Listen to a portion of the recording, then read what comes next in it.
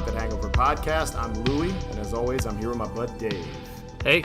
And we've got a special guest on the show today, Adam from the Great Pumpkin Project. Adam, welcome to the show. Thank you very much, guys. Thank you so much for having me. Of course. So, Adam, tell us a little bit about the Great Pumpkin Project. So it's a little bit of a story. So I'm a complete Halloween nerd, as I'm sure you guys obviously are, and anybody who's listening to this is. And basically, I kind of came across an idea that somehow I want to leave my mark on the holiday. I'm a fan of a lot of Halloween blogs, and people, artists who are well known in the Halloween community. And it's apparent that, years from now, these people will be kind of looked at as really important figures in the holiday. And so I kind of thought to myself, how do I leave my mark? I'm not very artistic, but what can I do? And almost more importantly, with Halloween kind of getting a little weird, trick-or-treating kind of dying out. I don't know if that's that way by you guys. Less kids, there's trunk or treat, everybody's getting, a little bit lacking on the tradition. So I'm like, what can I do that long after I'm dead would create a brand new Halloween tradition? Because you're always looking at, like, where did jack-o'-lanterns come from? Where did all these things hundreds and hundreds of years ago happen?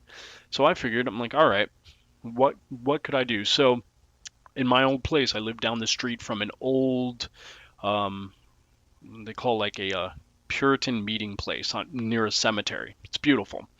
And every time I would drive by it, I'm like, that needs a pumpkin, like a jack-o'-lantern sitting in front of the door. Just looks like it needs it. So one Halloween, I carved a jack-o'-lantern and I left it there. And, I would drive by it all the time. It was there for months. While after I had done that, I'm like, you know what? If I'm going to make a tradition, why not do it every single night of October? And find random spots that either A, looked like they needed a jack-o'-lantern, like places like that meeting house and that cemetery, or completely random places that if another Halloween nerd happened to pass it, they would be like, that's fucking awesome. I have done everything from cemeteries, obviously, train trestles, freezers in a grocery store. That's basically what I do. I'm on year 6 now of doing it. And every year, it's a challenge to find new places. And I didn't expect this to be anything outside something that I would do in my hometown. And if you guys are familiar with the Home Haunter Pumpkin Rot, an amazing artist, does great work. His yard is incredible. Him and I have had exchange here and there, and I threw the idea to him. I said, what can I do? I'm thinking of, putting a jack-o'-lantern out every night of October. And he's like, that's fantastic. And not expecting it, he promoted it on his blog. So from that and then all his blog readers, it blew up. And I had no intention of it being a social media presence at all. But I figured, you know what? If I can get other people involved in this and we can make this a global thing, it'll help grow the tradition faster. So going on year 6, I've had people from England, Scotland, Wales, 32 different states. Everybody's, carved their own and participated. And I have a different artist put tag art on the tags I put on the pumpkins that say Great Pumpkin Project. A lot of, decently known Halloween artists, Sam Heimer, if you're familiar, Poison Apple Print Shop, quite a few known people. So it's fun every year getting new art and seeing just how many people have participated. It is a really cool thing you're doing. That's how I came across your page, like looking at all the different pumpkins. Like, it's just cool to see such a variety. You know what I mean? Like, in different places. Like, just the concept, no one's doing it and no one's actually ever thought of it. And that's kind of crazy. So I always thought that. I think that's what's really awesome about it specifically. You know what I mean? It's the most simplest thing because, like, I don't have the artistic ability to draw amazing, prints and everything. and if you see my work, it's the carving of the pumpkins is amateur at best. But I think I'm not carving pumpkins to, make them intricate and fancy looking. Like I want it to look old world. I want it to look like rustic and ancient, you know. And it's been great to see, the skill levels of everybody who's participated from all over the country. Um, I have had a few people actually do all 31 nights. Uh, it's a bit of work. You have to allot some time, and you get sick of scooping pumpkin guts by the 15th. But it's all worth it, man. To be fair, I 10 times out of 10, I prefer a traditional jack o' lantern over a fancy carved jack o' lantern. I always have preferred just the simple cutout. Triangle. Absolutely. Anytime I like buy a pumpkin and I carve it, it's always like the triangle eyes, the triangle nose, and like the jagged, sharp teeth, because I am not artistic at all when it comes to stuff like that. So I just stick with what I see and what I can Yep. do. But that's the best way to do it. Like, there's nothing better than seeing like a dark porch with leaves and a lit jack o' lantern on it. Period. And occasionally you'll come across a perfect setting and somebody's done this ornate like Star Wars theme, and I get angry. I'm like, no. Yeah. No one wants a Boba Fett jack o' lantern. Don't get me wrong. I'm not knocking the people with the ability because they're beautiful, but the point of it is to kind of bring back like an old world tradition to it. They have their place. If you have that ability, I mean, damn, you're better than me. But yeah, I just keep it simple and it looks traditional. It's like essentially looking for like a scene. Like you're basically seeing a scene in your head saying, "Oh, this is something that should have this." It's like it's just basically kind of like a movie, Oh, absolutely. And I mean, that's the location is half the fun of it. Out of some submissions I've gotten, like amazing places. Somebody put it one on the steps or the in front of the lines at the New York Public Library. So I'm like, Ghostbusters, awesome. Somebody actually put it in front of the house from Nightmare on Elm Street. I've seen awesome spots, but your carving ability aside doesn't matter. It's just, you're creating a scene. You're right. That's the most important part. Yeah. I actually have a question for you. So, what is a meeting house? So that's what it's named, and I don't really have a good answer for it. It looks basically like an old school, like ramshackle church. You can see it like actually somebody posted a picture of it today on Instagram, and it'll come up. It literally looks like something you'd see from the 1600s that people would gather in. It could be a regular house too. It's just what they have named for it. And the best part is there's nothing like it in the area. I just happen to live down the road from it, and the cemetery has stone walls, and it's the most perfect thing. And I'm like, that needs a jack-o'-lantern, and that kind of started the whole thing. That's pretty much what I was thinking of what it was, but I just wanted to be sure because it's such a it's like a like it's one of those things for a meeting house. It's such an open ended like term what it could be. Yeah, I to be perfectly honest with you, I couldn't tell you. I know people use it for church services occasionally, like during, like a few times a year. But yeah, it looks old. It looks cool. That's all it Um, needs to be. and nobody moves the jack-o'-lanterns either. They stay That's there. They've great. stayed there into the middle of November. So at this point, I think the people who run the thing they don't mind. So Adam, the go to question for our show whenever we have a guest on it is, why Halloween? What is it about the holiday that's so important to you? I mean, without being super long-winded about it, you have Christmas people, you have the people who, everybody has a friend whose parents, oh, my dad plays Christmas music all year round. And you kind of look, you're like, all right, that's a little weird. But you wouldn't understand that because you're not that person. There's Halloween people. You guys are Halloween people. People listening to this are Halloween people. And it's just something that kind of resonates with people like us. It's a holiday that is ancient, that 1 month, because I mean, Halloween's every day. I know that's Yeah. cliche, but reality is suspended.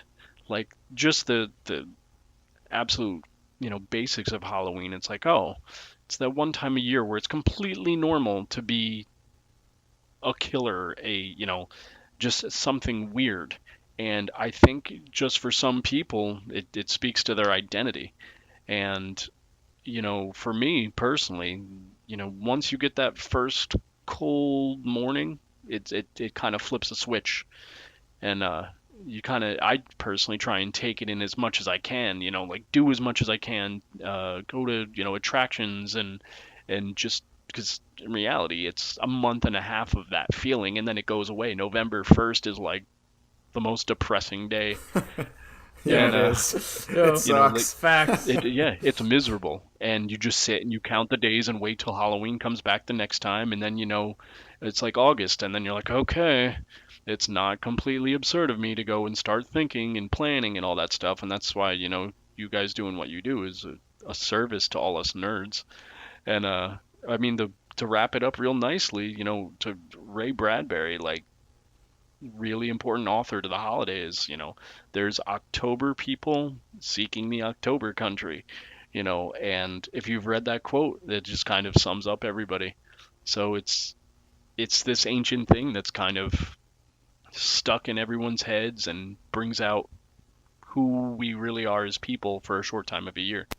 Look what's rising out of the pumpkin patch this Halloween. The pumpkin cutter, a great way to let your kids carve their own pumpkins without sharp edges that cut little hands. It even makes toothy grins easy to do. The pumpkin scoop removes seeds and pulp better than any spoon. And the pumpkin light replaces dangerous candles with glowing results. Have a great pumpkin this Halloween with the pumpkin cutter, pumpkin scoop, and pumpkin light. Pumpkin cutter products available at Long's Drugs and Safeway. So with Adam being on the show today, I thought it would be fun to talk about some iconic jack-o'-lanterns. I'm assuming you both know the history of jack-o'-lanterns. I do not, and I apologize. So Dave, I'm going to fill you in on where the name and the kind of the history of the jack-o'-lantern. Give me the knowledge, please. So the practice of carving a jack-o'-lantern originates from like an Irish myth called Stingy Jack. So the legend goes that Stingy Jack, who's like a lazy blacksmith, invites Satan to have a drink with him, but he's too cheap to actually pay for it, hence the name Stingy Jack. So now wait. Does Stingy Jack have any relation to Dirty Jack?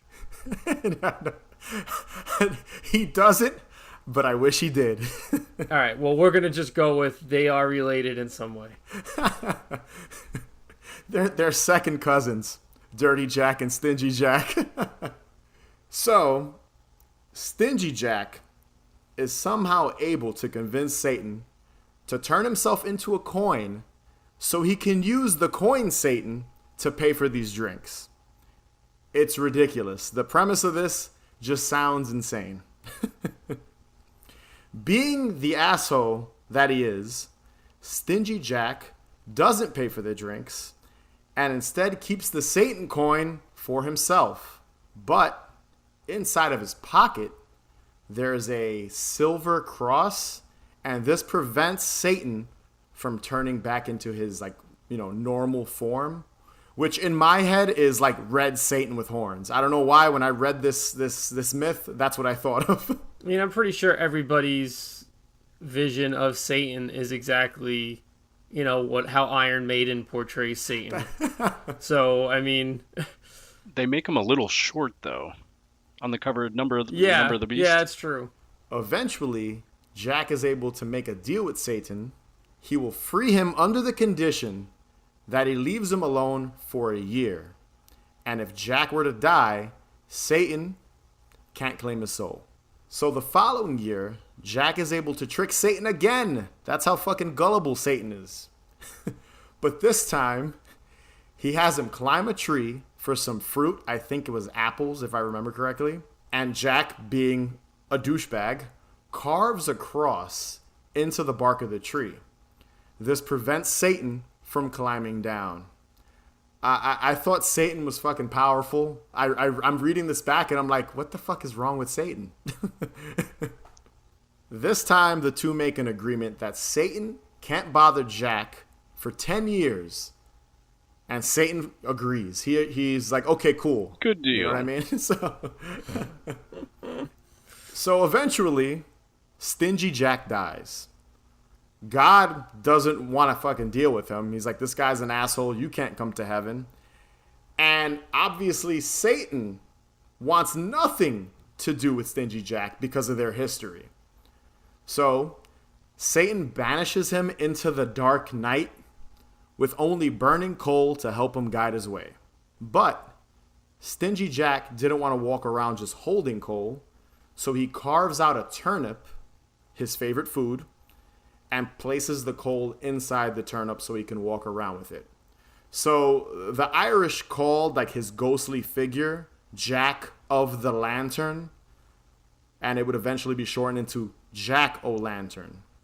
And in Ireland, the idea of carving scary faces into turnips was used to kind of like ward off Stingy Jack's spirit along with other evil spirits. And that's where the name Jack-o'-lantern comes from. It's very interesting because, like I said, I didn't know that. If there is another takeaway from this tale that you just taught me, I would say that banished into the dark night, I need to start a traditional heavy metal band, and that will be the title of the album. Absolutely. A black metal band. A folk metal, like a folk metal band would be good too. No, black metal. You're right, black metal. Sorry. I mean, I would just this is what I picture in my head right now is that I would want to be in complete knight armor, and I would just kneel down with my sword in the soil, and my head would be down by the handle, and I would just sit in a field of mist, and a sorcerer or a wizard will be putting his hands or her hands all around me as they banish me into the night, and I will take my chances with my sword. Wow. I love how well thought out that was, Dave. You guys talked about this before I came on the show, right? That was obviously scripted. Nope. It sounded so like noble and like climactic, and if you don't make a band out of that, you just missed your calling in life. That's exactly what, like, the word noble is exactly what comes to mind when I just think of that. It's just a fucking knight just ready to take whatever is given to him or her, and they have to make out. The most important question, though, vocals for this band. Are they going to be traditional black metal vocals, like high-pitched screeches? Or are you going to go traditional with like operatic kind of like power metal vocals? Because since you're on the noble track, that might fit the bill a little better. Honestly, both. Okay. Two singers? Yeah.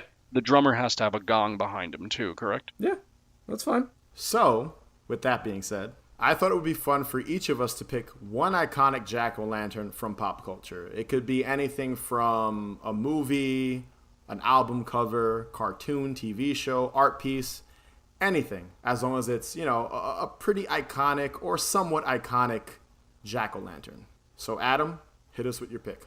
So I just want to start by saying, when you told me the topic we were going to discuss, it was extremely nerve-wracking trying to narrow, iconic jack-o'-lanterns down. And there's a billion. And I didn't want to go too deep cut, and I didn't want to go too obvious. There's a lot of quality jack-o'-lanterns. And being the pumpkin guy, I felt really kind of pressured to have a good pick here. And I bounced around from a bunch of stuff, vintage Bastel die cuts that you see like from the 80s, which are just classic. Sam from Trick or Treat, because he's technically a jack-o'-lantern. The pumpkin-like commercial from the 80s, which is awesome. Stuff carved by Pumpkin Rot, as I had mentioned before, who's just amazing. But I ended up going the music route, and it was kind of a toss-up between the jack-o'-lantern on the cover of AFI's All Hallows EP, or the jack-o'-lantern on the Misfits Halloween 7-inch that came out in the 80s. And I ended up going with the Misfits jack-o'-lantern, simply because I grew up with the Misfits. I have way too many Misfits knickknacks and paraphernalia around, And since that jack-o'-lantern is on the cover for Halloween, um, the song itself does a great job of just painting a picture of nostalgic early 80s, late 70s Halloween. And on the cover of that 7 inch, it's your jagged toothed jack-o'-lantern. And when the Misfits recently did their reunion tour, they brought out like 10-foot versions of those things on stage, and it's just a great image. And it's the band has been such a big part of my teenage years till now, and might be a little bit of a deep cut, but I figured I couldn't pass up the chance to kind of give it some promotion, as if it needed any. I'm a huge Misfits fan, dude. I actually saw them last December in Philly, so I know exactly what you're talking about. Those the jack o' lantern on the cover, you're right. It's they have a bunch of like giant like jack o' lanterns on stage that they kind of like run around. And speaking like just that song alone, Halloween, it has to be on everyone's like Halloween playlist. It's synonymous with the holiday. Oh, It absolutely. feels like Halloween, like the lyrics and the lo-fi recording and stuff like that. Like it just feels like Halloween, and Halloween 2 is awesome as well. You know what I mean? Right, Like like just the ambiance you get from it, and you make a really good point in saying like the recording has so much weight in why it feels like Halloween. It feels lo-fi, it feels like old school horror movie, and just the lyrics themselves, and all the candy apples and razor blades and all that. It kind of hits all the marks, and as rough as Danzig is now, the dude could still write some memorable lyrics. And I think you're right when you say if it's not on your Halloween playlist, you're doing it wrong. There's a atmosphere in the actual recording that I think is what we're all talking about. It's like when you listen to it, the recording has an atmosphere to it, so it most certainly lends its hand to the charm of the song. Sure, I remember being really young and being first shown the Misfits and not getting it, so to speak. And I'm like, this sounds like a crap. Why is it recorded terrible? Because my first introduction to the Misfits at all was Metallica's live cover of Last Caress. So when I heard Last Caress, how it was actually recorded, I'm like, this is terrible. And then at some point, it just kind of clicked and you understood why it was supposed to sound that way. And it was all part of the whole package. And I think for that song especially, it literally transports you back to youth. And I think maybe the song gets a little more credit than the Pumpkin does, but the whole package altogether is just unbelievable. oh, dude, the cover itself looks very DIY. Like it's a picture of the band, right, in black and white in the middle, and then there's like a frame type of thing that's orange, right, if I remember correctly. Yep, that's correct. And then the little pumpkins in the bottom right corner. And honestly the two songs on that 7 inch, we just gushed about them. But you mentioned All Hallows EP, which is another Halloween EP that their cover of Halloween's awesome, and the song Fall Children is fucking amazing. That's up there too. Fall Children, and that's on the Halloween playlist. Their cover is fantastic. I think if any band kind of can get away with that, it's them. Yeah, and I really think that All Hallows EP is like their version of this 7 inch. If you think about it, like that's basically what it is with the cover, with their little, they have a jack-o'-lantern as well, and just like it just the two things just kind of go hand in hand, and like you can tell that the Halloween 7 inch was a huge inspiration on that EP. The All Hallows EP and then the album that followed, The Art of Drowning, both of those covers are very Halloween. Well, I mean, obviously the first one is Halloween, but the Art of Drowning is like Halloween adjacent to the max. So I agree. So The cemetery and everything. Yeah, it's just when you look at them, it's like that's what you want your Halloween to look like. I've always been a sucker for like the fence posts and the pumpkins and the black cats and whatever. Like to me, that's just kind of and the full moon. Like that's kind of has to be. Like if you have to paint a picture like that, and those albums do a great job. Bolted doors and windows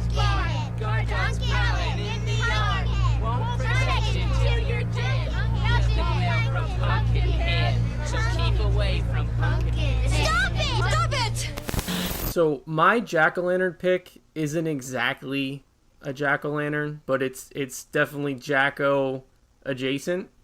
I wanted to do something that was a bit of a deep cut, and I chose the theatrical poster for the movie Pumpkinhead. It came out in 1988, and it was directed by special effects makeup artist Stan Winston, and it was his directorial debut, starring Lance Henriksen. So I'm just going to give a quick blurb about Pumpkinhead, because maybe there are people that haven't seen it. I mean, I've heard crazier things before, but just to cover our basis, and you should see the movie because I personally love it. Louis, I don't know if you love it, but spoiler alert. Ed Harley vows revenge on his recently killed by accident son. He goes to see a witch that lives in the swamp and says she can help him resurrect a demon in an old graveyard named Pumpkinhead. Folklore is teased. He fetches a corpse in a graveyard that is buried in the mountains, and there's tons of decaying pumpkins in the graveyard, which is so strange because you have this theatrical poster, and the theatrical poster is the demon Pumpkinhead who has these really skinny claws, and he's holding this really ugly looking pumpkin. And that's the only thing that is pumpkin related in this movie. And the movie's called Pumpkinhead. So that was always like kind of funny and interesting to me, but the actual artwork is so good. But I'm going off on a tangent right here. So let me just finish my little spiel about the movie so people understand. He fetches a corpse that's in the graveyard in the mountains, brings it back to the witch. She uses the blood of Ed and his son to resurrect the spindly demon. The witch warns him, vengeance comes with a terrible price. So back to the poster now. The poster just oozes so much atmosphere, and the movie itself is like if you were to tell me, Dave, tell me a movie that has insane atmosphere, I'm going to tell you to go see Pumpkinhead. Anytime Pumpkinhead's on the screen, anytime they go to see the witch, when he's in the graveyard digging up the body or whatever it is, it's insane. Like, it's insanely atmospheric, and it's like, I don't know. It's just really nice to see it done so well, because I feel movies do fail a lot when they try to be atmospheric, because it's either too much or it's just not enough. Prior to ever seeing Pumpkinhead, I never have seen this theatrical poster before. You know, all the movies like itself, like the VHS release, the DVD release, they don't have this artwork, which I always thought was funny because it's such cool artwork. And they always have the VHS tape has this really cool illustration of Pumpkinhead, and it works, it's great. And then the DVDs, there's so many DVD releases of this movie, so they don't have this artwork, and it's just it's just strange to me that it was never utilized so well. And it's just something that doesn't make sense to me. But apparently there's a UK release that has an actual jack-o'-lantern on the cover. But again, there's never a jack-o'-lantern in the movie. But it makes no sense. That cover with the jack-o'-lantern makes no sense. So as I hinted before, my bud Lou is not a big fan of this film. I don't hate Pumpkinhead. I don't. I've seen it. I've watched it maybe once or twice. My gripe with it, it's called Pumpkinhead. Like the is it a burial ground or whatever, wherever he it's not a pumpkin patch, because because when we were talking earlier, you're like, oh, they go to a pumpkin patch. It's not. It's a graveyard. It's a graveyard, and it's just rotting pumpkins. So I just always I felt like the movie should have been set during Halloween or at least October, because it's called fucking Pumpkinhead. So I remember as a kid renting it and thinking oh, this is going to be a Halloween movie. Like Halloween and Night of the Demons or something like that. And it's not. It's like a really dry setting, if I remember correctly. Because I will not say I'm this big Pumpkinhead aficionado. I don't know everything about the film. I know Lance Hendrickson's in it. I mean, I don't either. But I just always was let down by it. It's one of those movies that, I'll have to admit is in my overrated list. Like, Okay. the creature design is cool. Amazing. The story is cool. It's kind of reminiscent of Pet Sematary, if you really think about it. A little. Definitely. Definitely. But it just, I don't know. There was always a disconnect between, like, the movie and me. I don't know what it was. And I've tried to watch the second one, which I think I enjoyed better because it became more of like a slasher film. I completely agree. I completely agree. The second one I enjoy more. Pumpkinhead's like killing teenagers and shit. But going back to the poster art itself with the pumpkin, I think that art with Pumpkinhead holding the moldy pumpkin is kind of just a teaser poster. Because if you think about it, when this film came out and you went to the theater, you don't want to like spoil, like blow your whole load showing off the creature. No, absolutely. And you're right. You're 100% right. It is a teaser poster. I just found it so strange that it wasn't utilized on anything else. Like the VHS tape. Like, wouldn't you think to put that on the VHS cover instead of the actual demon? When you were talking about that before, about saying like, I've never seen the VHS of it, and the only thing that kept coming to mind was being a kid in a video store, being like 8 years old. I wasn't allowed to rent any of that, and I remember the VHS cover. And now that you're an adult and you're like, oh, this is art. This looks better. It's artistic. I completely agree with you. However, in 1988, it's like, show the monster, get them to rent it. Yeah. So Yeah, they want that quick sale. Right. It's such, I mean, you go back to those 80s VHS covers and it's all like, sometimes the covers are far better than the movie is anyway. It's true. And I guess if true. you're walking through your local video store that, like you're independently owned, this is probably before Blockbuster, and you're like, I don't know what to rent. And then you come across this, you're like, oh, it's got shock value. I don't know if it would sell as well to a teenager, but as a cultured adult, I like that work. I like your pick better. Yeah, it's again, like for instance, I know Scream Factory not just. I think they did it a couple years ago. They reissue every movie now, and not even like I don't know if the flip side, because usually they do the reverse flip sides of the artwork for the movies. But like I know like the newer cover has like commissioned artwork for it. But the reason why I picked this, and I'm not trying to stray off of what we are talking about, which is jack-o'-lanterns, is that to me, that is an iconic setting. And the pairing of the claws, the pairing of the decayed pumpkin, the pairing of the fog. It like, to me, it's just 100% like, I want to see this. So for me, it's iconic. And I just wish it wasn't so underutilized. No, it's great. It's great art, honestly. Like I like the poster. I even like the VHS cover. And this is one thing I want to point out. And I don't know if you mentioned it, Dave. I don't think you did. Pumpkinhead doesn't look like a fucking pumpkin. Nope. Right. So that's always bugged me too. I don't want this to become the like I hate Pumpkinhead podcast, but I don't hate Pumpkinhead. But it's just, there's certain things about the movie that just fucking bugged me. And like you said, thinking about it, like thinking about the pumpkin and him holding it in the teaser poster, like his name's fucking Pumpkinhead.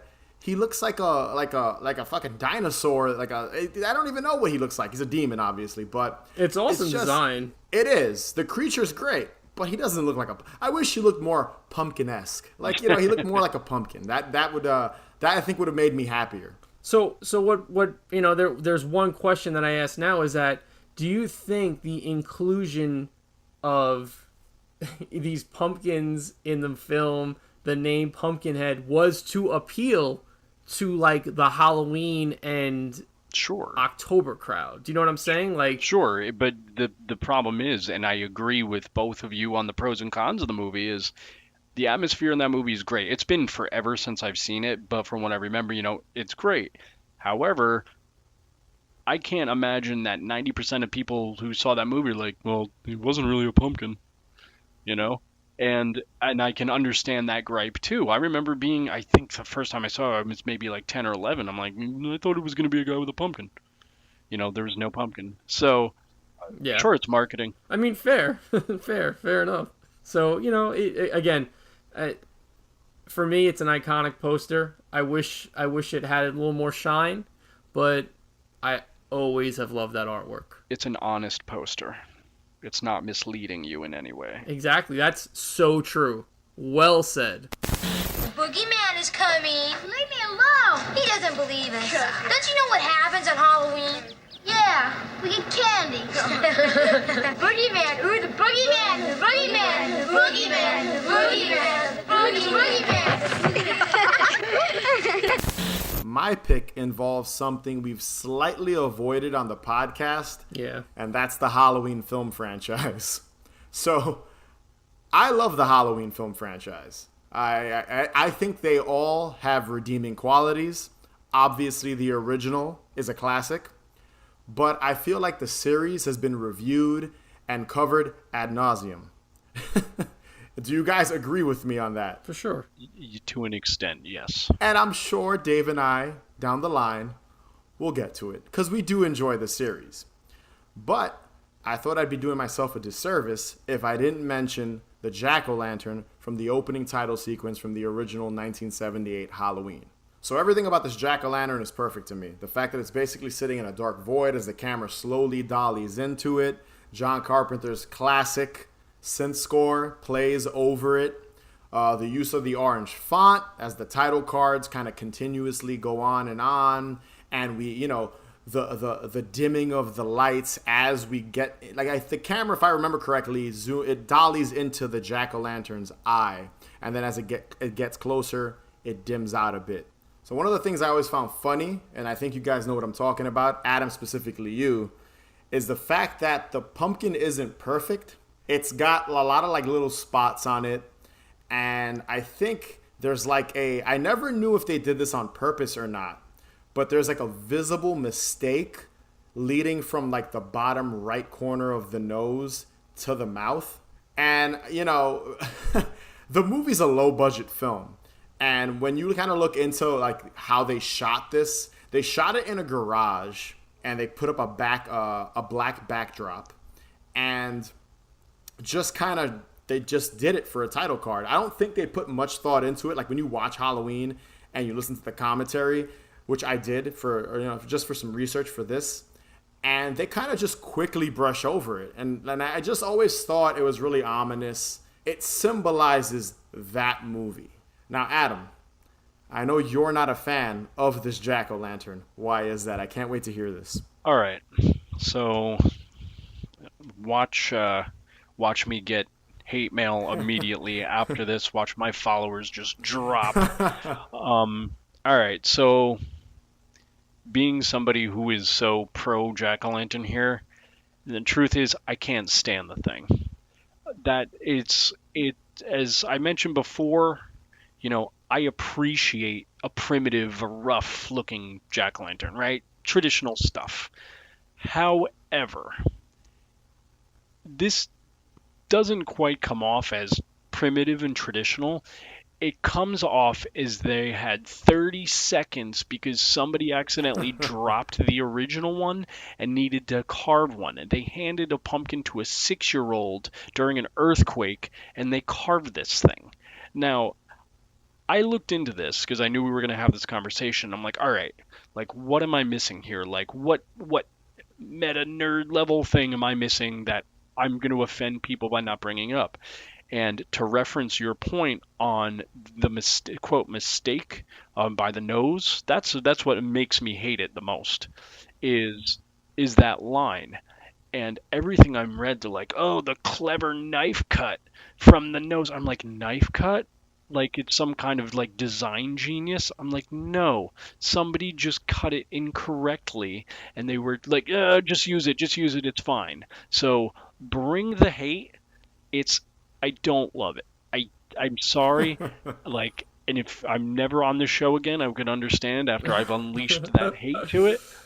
And then to try and redeem myself for how nasty I am being about this, like, just the eyes are terrible, everything.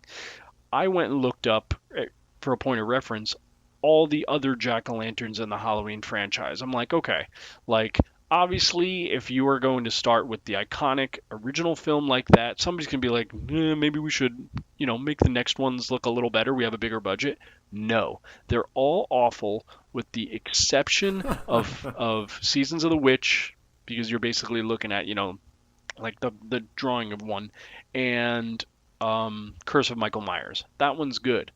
Every other one is just like, let's just stick with the we didn't put too much effort into it theme. So I'm going to stop before I get death threats. I'm not even gonna lie. My favorite part of that jack-o'-lantern is that line by the nose and the mouth. Yeah, I'll agree to disagree.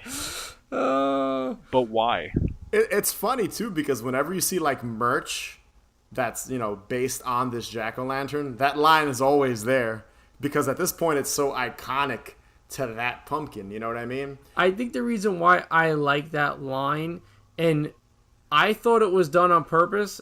I mean, you just school me on the knowledge of that. I did not know that a 6-year-old carved that. I don't know if they did either. I'm saying that's what it looked like. Oh, I thought that was true. But that would make a lot of sense. I hope that is the case. But regardless, like even if that line wasn't intended, it's just off to me, and that's why I like it.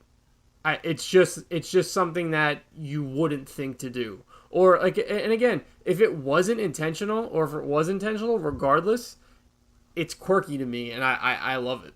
I can respect that opinion, but then I completely, I get it. Like, weirdness and just kind of the fact that it's not so perfect, I can completely get that. Matter of fact, I usually prefer things like that. But when you try and make up a backstory, like, oh, it's supposed to be the knife, I'm like, of course there's a knife cutting the thing, but don't try and convince me that it's like some, intentional artistic thing. Fair. I respect that. Listen, Halloween, the original Halloween, is one of my favorite films of all time. Probably in my top 5, honestly, if I'm keeping it real. So I'm a little biased when it comes to this jack-o'-lantern. But it's funny that you mentioned the whole knife. Like, I've never read that people say it's like a knife being stabbed into it. I never read that either. Yeah, I've never even heard of that. And, Halloween is a low-budget film. And if we're looking at this for what it is, they probably did carve it in, like, 5 minutes. Like, you know what I mean?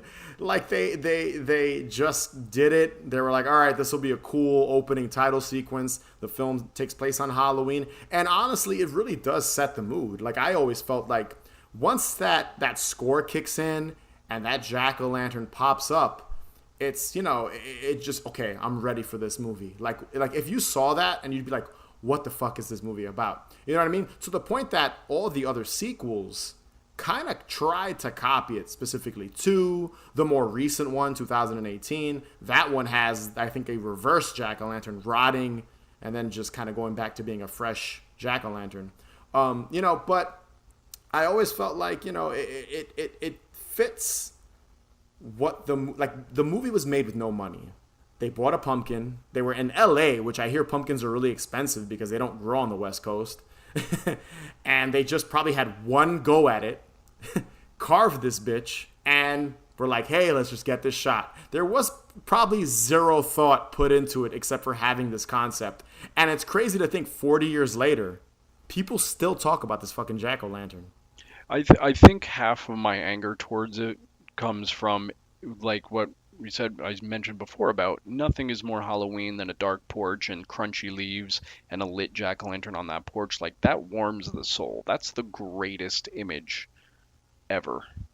And that camera shot is setting you up for this beautiful, like, all-encompassing, wonderful, just iconography of the holiday. And you get there and it's like, womp, womp, womp.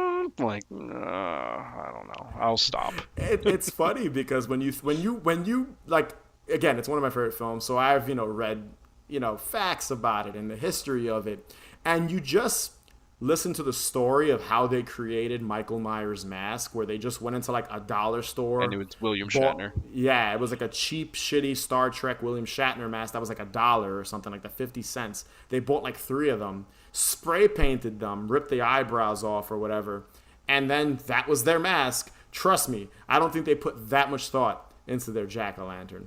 But to me, that's what makes it charming. Now, a pumpkin's not easy to carve. I know that. You need the proper tools. But first you have to draw a face that you can carve. Then you cut the top off so you can scoop out the insides. It takes a sharp knife. And sharp knives can be dangerous if they're not used right. Carve carefully. That's one way to have a Halloween that's fun and safe. All right, Adam, so thanks for being on the show. Where can people find you? First of all, thank you for having me. This was a blast.